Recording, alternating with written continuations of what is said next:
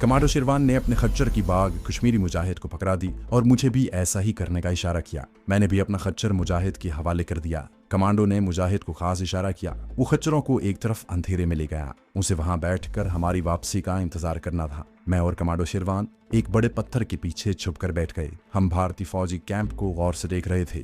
सामने खारदार बाड़ की दीवार थी और बाएं जानिब चंद कदमों के फासले पर फौजी बैरक की दीवार आकर खत्म होती थी। यह भारतीय फौजी बैरक की अकबी और कोने वाली दीवार थी। हमें जो कुछ करना था वो हम दोनों को पहले ही मालूम था। कमांडो ने मुझे एक इशारा किया। इस इशारे का मतलब था कि मैं इसी जगह बैठा रहूं। कमांडो शेरवान जंगली चीते की तरह पत्थर के करीब वाली झाड़ियों के अंदर घुस गया। उसका मिशन ये था कि उसने फौजी कैंप की इस अकबी दीवार के साथ अंदर की जानिब खड़ी फौजी गाड़ियों और फौजी सामान और क्वार्टर गार्ड की छतों के ऊपर कैप्सूल बमों को इस तरह उछाल कर फेंकना था जब वो आगे की जानिब उस जगह पर पहुंच सकें जहां क्वार्टर गार्ड की गाड़ियां खड़ी थी और फौजी रात की ड्यूटी पर खड़े पहरा दे रहे थे। बम चूंकि कैप्सूल के साइज के थे, उनके गिरने की कोई आवाज पैदा नहीं हो सकती थी। अगर होती भी तो ड्यूटी पर मौजूद फौजियों को यही लगता कि जैसे दरख्तों पर से कोई खुश्क फल या कोई खुश्क टहनी टूटकर गिरी है। मैं रात के अंधेरे और खामोशी में पत्थर के पीछे एक बहादुर और जिम्मेदार कमांडो की तरह चौकन्ना होकर बैठ गया था। मेरी आंखें उकाब की आंखों की तरह सामने और दाएं बाएं अंधेरे में फजा का जायजा ले रही थीं।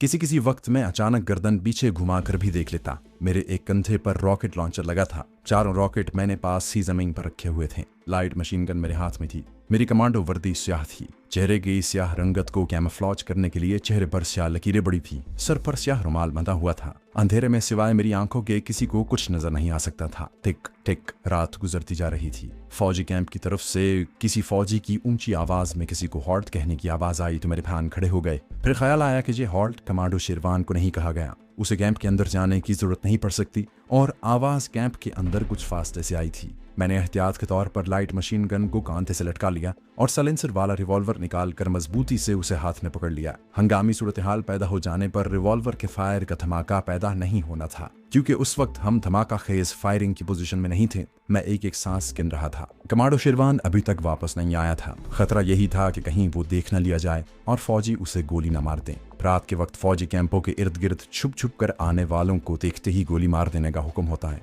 कमांडो शेरवान को गए 15-20 मिनट हो गए थे। मुझे ये 15-20 मिनट कई घंटे महसूस हुए थे। अचानक मैंने सामने कैंप की खारदार दीवार के पास किसी चीज को देखा कि रेंग कर खारदार तारों के साथ साथ आगे को जा रही है। गौर से देखा तो ये कोई आदमी था और ये आदमी कमांडो शेरवान ही हो सकता था। मेरे देखते देखते ये रेंगता हुआ साया मुड़ा और जहां मैं बैठा था उस तरफ रुख फेर कर रेंगने लगा। मैंने रिवॉल्वर पर अपने हाथ की गिरफ्त मजबूत कर ली। साया करीब आया तो वो कमांडो शेरवान ही था। मेरे पास आकर बैठ गया। कहने लगा, मैंने 12 के 12 कैप्सूल बम खारदार तारों की दीवार के साथ साथ और क्वार्टर गार्ड की छत पर डाल दिए हैं। हम बड़ी धीमी आवाज बल्कि सरगोशियों में बातें कर रहे थे। मैंने पूछा, कैंप के अंदर क्या पोजीशन है? कमांडो शेरवान ने कहा, सिक्योरिटी गार्ड जगह जगह ड्यूटी पर हैं। टॉर्चर सेल के बाहर का कुछ पता नहीं, दूर से कुछ नजर नहीं आया। हमें टॉर्चर सेल की तरफ एडवांस करना होगा। Okay go. मैं और मेरे पीछे पीछे थोड़ा दाएं जानिब होकर कमांडो शेरवान पत्थर की ओट से निकले और अंधेरे में भारतीय फौजी कैंप की खारदार तारों वाली दीवार की जनूब की तरफ रेंगने लगे। हम कोहनियों के बल रेंगते हुए तारों से कोई 15-20 फुट के फासले पर आकर रुक गए।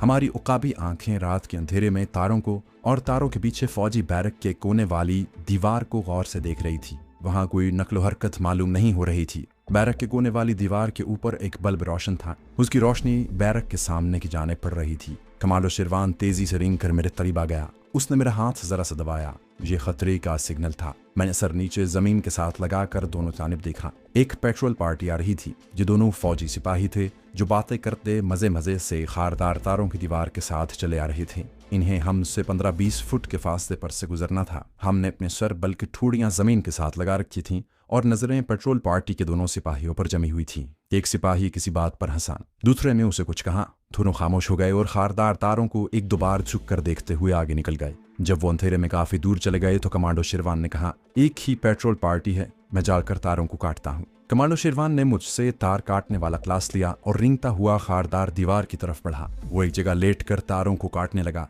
जब तारों को खास अंदाज में काट कर दीवार में गुजरने के लिए रास्ता बन गया तो उसने हाथ ऊपर करके हिलाया। उसका बाजू साए की तरह ऊपर नीचे होता देखते ही मैं कोहनियों के बल तेजी से रेंग कर उसके पास आ गया। हम जल्दी से खारदार तारों वाली दीवार के सुराख में से गुजरकर दूसरी तरफ निकल गए। दूसरी तरफ जाते ही हमने कटी हुई तारों को फिर से ऊपर उठाकर वो शगाफ बंद कर दिया। पेट्रोल पार्टी के सिपाही अंधेरे में उसे नहीं देख सकते थे।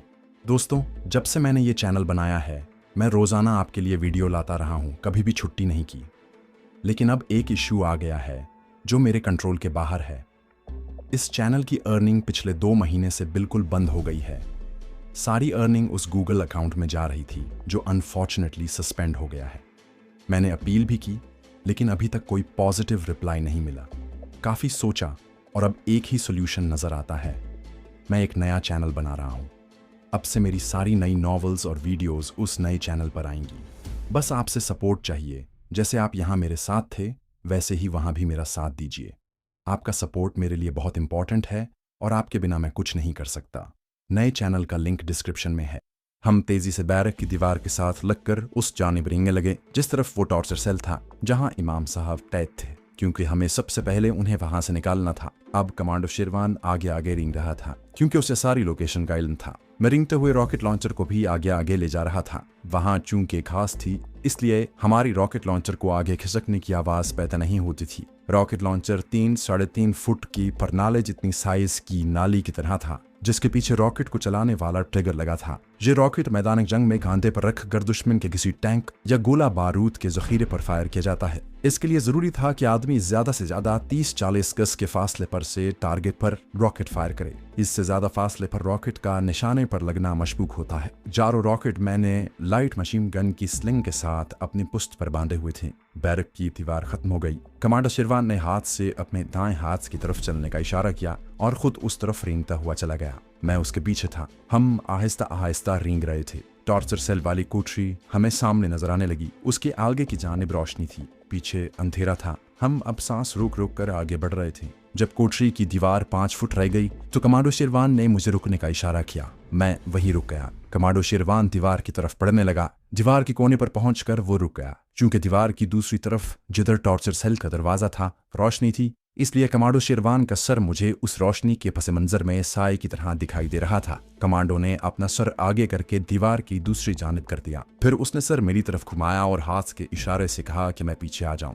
मैं जल्दी से उठता रेंगता हुआ 3-4 कदम पीछे चला गया जहां जंगली झाड़ियां थी। दूसरे लम्हे कमांडो शेरवान भी रेंग कर मेरे पास आ गया। उसने सरगोशी में कहा, 2 फौजी हैं, एक सेल के आगे टहल रहा है, दूसरा स्टूल पर बैठा है, दोनों के पास ब्रेन गन्ने हैं। मैंने कमांडो के कान में सरगोशी की, तुम उस तरफ से दीवार के साथ रहो, मैं दूसरी तरफ से उन दोनों को ठिकाने लगाता हूँ। कोई गड़बड़ हुई तो मेरी मदद को आ जाना। ओके। ये कहकर कमांडो दीवार की एक तरफ और मैं दूसरी तरफ रेंगने लगा। दूसरी तरफ टॉर्चर सेल को कोने पर जहां दीवार मुड़ जाती थी वहां अंधेरे में एक ढेर सा लगा हुआ था। मैं रेंगता हुआ करीब गया। देखा कि ये टायर थे जो एक दूसरे के ऊपर पड़े थे। मैं टायरों के करीब से होकर गुजर गया। दीवार खत्म हो रही थी। दूसरी तरफ रोशनी में सामने एक फौजी ट्रक खड़ा था। मेरे लिए वहां घात लगाने की कोई जगह नहीं थी, सिर्फ टायरों का ढेर ही था, मगर ये फासले पर था। मैंने 3 सेकंड सोचा और टायरों की ओट में बैठने का फैसला करके मैं उनके पीछे अंधेरे में छुप कर बैठ गया। उस लम्हे गार्ड ड्यूटी पर तैनात फौजी सिपाहियों ने आपस में कोई बात की। मेरी समझ में कुछ ना आया। मैंने रॉकेट लॉन्चर, 4 रॉकेट और ब्रेन गन कंधे से उतार कर करीब ही जमीन पर रख दी।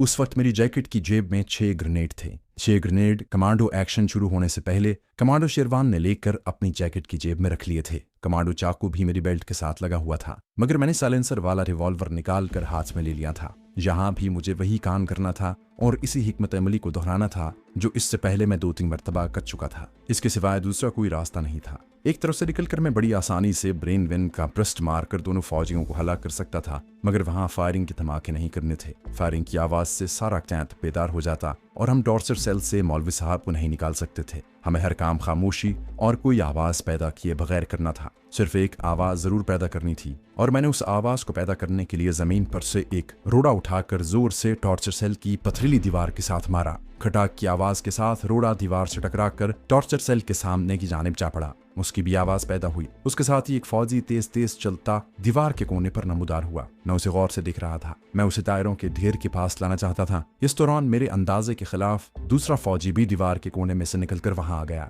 उसने पूछा, क्या बात है, कैसी आवाज थी? वो बोला, हवालदार, यही दिख रहा हूँ। दूसरे फौजी ने झुक झुक कर इधर देखते हुए कहा। मेरे लिए इन दोनों को संभालना मुश्किल नजर आ रहा था, मगर मुझे हर हालत में इन दोनों को ठिकाने लगाना था। मैं टायरों के ढेर के पीछे अंधेरे में पंजों के बल अलर्ट होकर बैठा था। रिवॉल्वर मेरे हाथ में था। दोनों फौजी एक दूसरे के पीछे इधर उधर देखते टायरों के ढेर के करीब आकर रुक गए। इतने में इनमें से एक ने मुझे अंधेरे में खुदा जाने कैसे देख लिया। शायद उसने मेरी देखती हुई आंखों को देख लिया था। 1 सेकंड के लिए वो मुझे और मैं उसे देखता रहा। फिर उसका हाथ अपनी ब्रेन गन की तरफ बढ़ा। उसने ब्रेन गन उठाई ही थी कि मैंने रिवॉल्वर से उस पर एक के बाद दीगरे 2 फायर कर दिए। रिवॉल्वर पर साइलेंसर लगा था। ठक ठक की आवाज आई और वो जमीन पर गिर पड़ा। दूसरा फौजी झुका हुआ था। उसने अपने साथी को गिरते देखा। पहले उसने रिवॉल्वर की मखसूस साइलेंसर वाली आवाज सुन ली थी। वो एकदम सीधा हो गया और ब्रेन गन से हवाई फायर करने लगा। मैंने खड़े होकर पॉइंट ब्लैंक रेंज से एक के बाद दीगरे उसके सीने को निशाना बनाकर 3 गोलियां फायर कर दी। गोली खा रिवॉल्वर की हो खा राइफल की हो, जब वो जिस्म में लगती है तो इसका पहला असर ये होता है कि आदमी का जिस्म सुन हो जाता है। मैंने एक फौजी पर 2 गोलियां फायर की थी और दूसरे पर 3 गोलियां फायर की थी। दोनों नीचे गिर पड़े। मैं उन्हें ब्रेन गन का ट्रिगर दबाने की मोहलत नहीं देना चाहता था। अगर इनमें से कोई एक भी ब्रेन गन का ट्रिगर दबाकर ब्रस्ट फायर कर देता तो उसके धमाकों की आवाज से कैंप के सिक्योरिटी गार्ड फौरन भाग कर उधर आ जाते और हमारा मिशन नाकाम हो जाता और मुमकिन था कि हम जिंदा भी न बचते। ऐसी सूरत हाल ने मजबूरन कमांडो शेरवान को दूसरी तरफ से भी लाइट मशीन गन के ब्रस्ट फायर करने पड़ते और सारा कैंप बेदार हो जाता। फिर हम सारे कैंप में रिमोट कंट्रोल के बमों के धमाके से चाहे आग लगा देते, मगर हम मौलवी साहब को टॉर्चर सेल से नहीं निकाल सकते थे। ये काम फिर बेहद मुश्किल हो जाता और हम जिस मकसद को लेकर वहां आए थे वो पूरा ना होता। मैं दौड़कर दोनों फौजियों के सर पर जा पहुंचा और उनकी ब्रेन गन ने उनके नीम मुर्दा हाथों से पकड़कर अलग कर दी। इतने में कमांडो शेरवान भी तबे पांव चलता वहां आ गया। मैंने एहतियात के तौर पर रिवॉल्वर की एक एक गोली दोनों फौजियों की खोपड़ियों में उतार दी। कमांडो शेरवान बैठ गया, मैं भी बैठ गया। वो सरगोशी में बोला, दरवाजे की तरफ आ जाओ, इधर अब कोई नहीं है। हम दीवार के साथ लगकर चलते टॉर्चर सेल के दरवाजे के करीब आकर रुक गए, जहां दरवाजे के ऊपर लकड़ी के डंडे के साथ बिजली का बल्ब जल रहा था। हमें उसकी रोशनी में टॉर्चर सेल का दरवाजा खोलकर या उसके ताले को तोड़कर अंदर दाखिल होना और मौलवी साहब को बाहर निकालना था। हमने टॉर्चर सेल के सामने वाली खाली जगह का जायजा लिया। हमें यह भी एहसास था कि किसी दूसरे सिक्योरिटी गार्ड या पेट्रोल पार्टी के जवान ने रिवॉल्वर के साइलेंसर वाले फायरों की आवाज न सुन ली हो। फौजी उस आवाज को पहचान लेते हैं। जब किसी तरफ से हमें कोई फौजी इस तरफ आता नजर न आया तो मैंने कमांडो शेरवान को वहीं ठहरने का इशारा किया और खुद टॉर्चर सेल के दरवाजे की तरफ बढ़ा। दरवाजे पर ताला पड़ा हुआ था। मैंने उसके रिंग में रिवॉल्वर की नाली डाली और उसे अपनी तरफ 2-3 बार जोर से खींचा, मगर ताला न टूटा। कमांडो शेरवान ने गुस्से में आहिस्ता से कहा, क्या कर रहे हो? इस पर फायर करो। फायर मैं नहीं करना चाहता था। मुझे मालूम था कि अगर मैंने ताले पर गोली चलाई तो साइलेंसर की वजह से रिवॉल्वर की अपनी आवाज तो कम होगी, मगर जब गोली लोहे के ताले से लगेगी तो दुगनी आवाज पैदा होगी। लेकिन वक्त भी नाजुक था। कैंप में उस वक्त कोई फौजी आ सकता था। मैं एक कदम पीछे हटा और लोहे के मोटे ताले पर रिवॉल्वर का फायर कर दिया। ताला टूट गया, मगर उसकी काफी ऊंची छनछनाहट का शोर पैदा हुआ। कमांडो शेरवान दौड़कर आ गया। हम दरवाजा खोलकर अंदर चले गए। अंदर तंग कोठरी में बड़ी धीमी रोशनी वाला बल्ब जल रहा था। इस धीमी रोशनी में हमें एक शरई दाढ़ी मूंछों वाला नीम और आदमी फर्श पर औंधा पड़ा नजर आया। ये हिंदवाड़े के इस गांव के इमाम साहब थे, जैसे भारतीय फौजियों ने आग लगा दी थी और जिनकी मस्जिद को शहीद करके इमाम को पकड़ कर ले गए थे। हमने जल्दी से उन्हें बुलाया। मौलवी साहब के जिस्म पर सिर्फ एक शलवार के सिवा और कुछ नहीं था। जिस्म पर जगह जगह खून जमा हुआ था। नाक से भी खून बह बह कर जम चुका था। आंखें बंद थीं। कमांडो शेरवान ने उन्हें आवाज दी, मगर मौलवी साहब बेहोश थे या शहीद हो चुके थे। कमांडो ने उनके दिल पर कान लगाया, कहने लगे, इमाम साहब जिंदा हैं। और कमांडो शेरवान ने मौलवी साहब को उठाकर अपने कंधे पर डाल लिया। जैसे ही हम दरवाजे की तरफ बढ़े, बाहर से फौजियों के दौड़ने भागने की आवाजें आने लगी। किसी ने ऊंची आवाज में कहा, ताला टूटा हुआ है। दूसरे फौजी ने गाली देकर कहा, कश्मीरी कमांडो हैं, अंदर होंगे, अटैक करो। टॉर्चर सेल का दरवाजा धड़ाक से खुला और जैसे ही 6-7 भारतीय फौजी अंदर घुसे, हमने अपनी लाइट मशीन गनों का फायर खोल दिया। भारतीय फौजी वहीं एक दूसरे पर उलट उलट कर फायर करते चले गए। बाहर भी भारतीय फौजी थे। उन्होंने पोजीशनें लेकर बाहर से फायर खोल दिया। उनका अंधाधुंध फायर कोठरी के दरवाजे पर आ रहा था। कमांडो ने बेहोश मौलवी साहब के कांधे पर डाला हुआ था और मुझे चीख कर कहा, पूरे सेक्शन के फौजी लगते हैं, इन पर ग्रेनेड फेंको, मैं मौलवी साहब को लेकर निकलता हूँ। मैं भारतीय फौजियों की लाशों के ऊपर से कूदकर दरवाजे की दीवार के पास गया। जैकेट की जेब से हैंड ग्रेनेड निकाल कर पिन निकाला और उसे बाहर फेंक दिया। मैंने इसी तरह 4 हैंड ग्रेनेड बाहर सामने और दाएं बाएं उछाले, जिनके धमाकों ने बाहर की 2 पोजीशनों में बैठे फायरिंग करते फौजियों को तो खामोश कर दिया, मगर इन धमाकों से पूरा फौजी कैंप बेदार हो गया। हर तरफ से शोर-ओ-हुल की आवाजें आने लगीं और हमें ऐसे लगा जैसे कैंप की हर जानिब से हम पर छोटे छोटे और बड़े बड़े असलहे के फायर शुरू हो गए हैं। मैं लाइट मशीन गन के ब्रस्ट मारता टॉर्चर सेल के बाहर आ गया और गोलियों की बौछारें चारों तरफ मारने लगा। इस दौरान कमांडो शेरवान मौलवी साहब को कांधे पर डालता कोठरी से निकलकर पीछे की जानिब अंधेरे में तेज तेज कदम उठाता दौड़ रहा था। कैंप में हर तरफ रोशनी हो गई थी। और किसी करीबी मोर्चे से मशीन गन की फायरिंग भी शुरू हो गई थी। गोलियां दीवारों और दरख्तों से चीखती हुई टकरा टकरा कर फट रही थी। मैं लाइट मशीन गन की बौछारें मारता पीछे हटता चला जा रहा था। अचानक मेरी दाएं जानिब और फिर उसके जरा आगे यके बाद दीगरे 2 हैंड ग्रेनेड गिरते ही फट गए। लोहे के टुकड़े चीखते हुए मेरे सर के ऊपर से गुजरे। मैं झुककर खारदार तारों की तरफ दौड़ा। कमांडो शेरवान मुझसे पहले वहां तक पहुंच चुका था। एकदम से खारदार तारों वाली दीवार के ऊपर रोशनी के राउंड फायर हुए और सारी दीवार और बैरक्स दिन की तरह रोशन हो गई। इस रोशनी में भारतीय फौजियों ने हमें देख लिया। चुनाचे अब मशीन गन्नों, राइफलों और ब्रेन गन्नों का फायर सीधा हम पर आना था। मैं जमीन पर लेट गया। रॉकेट लॉन्चर मेरे कंधे से निकलकर 1 गज परे जा पड़ा। मैंने उसे उठा लिया। रोशनी के जो राउंड फायर हुए थे वो पैराशूट वाले रोशनी राउंड थे और आहिस्ता आहिस्ता नीचे आ रहे थे। उनकी रोशनी चारों तरफ फैल गई थी। मैंने इस रोशनी में देखा कि बैरक और खारदार तारों वाली दीवार के साथ गेट की जानिब से फौजियों की कतारें फायरिंग करती हमारी तरफ तेजी से दौड़ती चली आ रही हैं।